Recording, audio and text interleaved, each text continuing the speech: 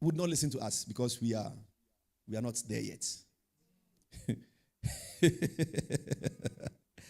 But if the government should locate us and come to us, they will see that we are ahead. If only the people of God, if my people shall humble themselves, if my people who are called by my name, listen, okay, Ghana is an enviable nation, a nation called by God, enviable. If this nation that is called by God will humble itself, the reason why we are so much failing is that Ghana does not honor men of God. Truly. They do lip service. Hear what I'm saying to you. In fact, let me talk to even the governing party, the party in power. The reason why many of the things you have done is not seen by Ghanaians, or there is no glory in them, is because you dishonored your prophets. So the glory that was supposed to be in your government was taken away. God gave me a parable. He said, Rasofeke paradonze. Ei kalamon fadis operata. Rakopetaza. Hey ya. Valimon cladis son fekata. God says something, and in this one is just passing. God says something in 2 Kings 20. A prophet or a king who was also a prophet, who was a man of God, Jehoshaphat, says that believe in your God so that you will be established. Then he says that believe also in your prophets so that you prosper. In the wisdom of God, your establishment comes from God.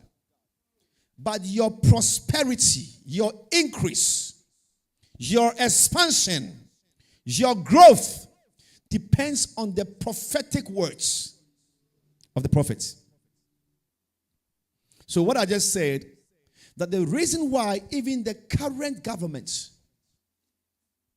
upon all that they have done, and they have done a lot of stuffs, upon all that they have done, when you ask a normal Ghanaian that what is going on, they don't know. They can't say it. Even the most valuable ones, now they are being ridiculed at. Because the glory was taken away from you. You dishonored your prophets. No, there were times I keep telling people that even me alone, Leo standing here. If this government despised Leo, they will fail. How much more many prophets? Don't joke. Don't joke. As a nation, don't joke. Round and round and round and round until you submit yourself. If I were you, I would do it very easily now. I will honor God's prophets so that I will prosper, so that I will expand, so that my pursuits will be successful. Don't joke. Don't be bewitched. God brought me a parable. And that was what I was going to tell you. God says that you started well. What's happened? That you started failing. You started very well. Then God asked me, you even use the mantra, Ghana without aid. What happened that now you are begging for aid? You, Ghana, you bragged, Ghana without aid. And the whole world was like happy for you, Ghana. What's happened that now you are begging for aid? At what point did you join the harlotry? At what point did you want to please the people of the world. That's what God said. The very mistake that we have done in this nation is that we deviated from the course of God and we decided to please the world. Our leadership. And so, if the world is falling, we should fall with them. If the world is failing, we should fail with them. We neglected our God and wanted to take praises from men. We went for praises of men. That is where we fell from. You started well.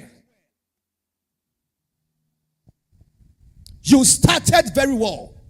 You were the shining lights of Africa. What happened? Now your light is dimmed. We are talking about Africa. We don't talk about you, Ghana, again. What happened?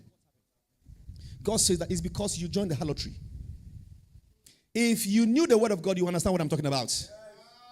You joined the fornication of the world. You neglected your God. You neglected the direction that God puts you on. You love the praise of men than the praise of God. And that is where your downfall started. And Ghana will be suffering until it delivers itself from the harlotry.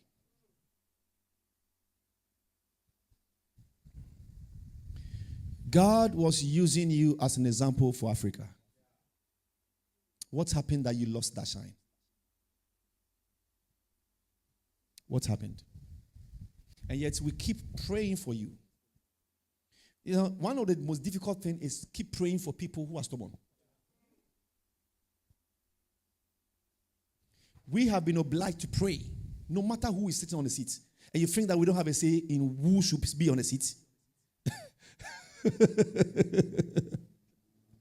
So I told you, God has a say. God has a choice. Are you ready to go with God's choice? Or you want to go with your feelings?